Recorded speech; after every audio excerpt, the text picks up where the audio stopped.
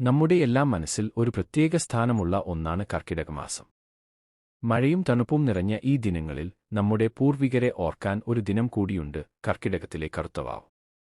ഓരോ അമാവാസിയിലും ബലിയിടുന്നത് നല്ലതാണെങ്കിലും കർക്കിടക വാവിന് പ്രത്യേക പ്രാധാന്യമുണ്ട് എന്നാണ് വിശ്വാസം. കാരണം ഇത് പിതൃക്കൾക്കായി മാറ്റിവെച്ചിരിക്കുന്ന ദക്ഷിണായന കാലത്തിലെ ഒരു പ്രധാനപ്പെട്ട ദിവസമാണ്.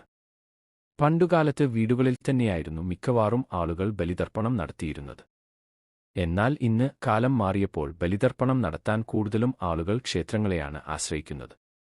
ബലിയിടുന്നതിലെ പണ്ടത്തെ ആ പ്രമാണം ഇല്ലം വല്ലം നെല്ലി എന്നത് ഇന്നും മാറിയിട്ടില്ല. തിരുവനന്തപുരം തിരുവല്ലം പരശുരാമ ക്ഷേത്രവും വയനാട് തിരുനെല്ലി മഹാവിഷ്ണു ക്ഷേത്രവുമാണ് ഈ പുണ്യകർമ്മങ്ങൾക്ക് പ്രധാനപ്പെട്ട കേന്ദ്രങ്ങൾ.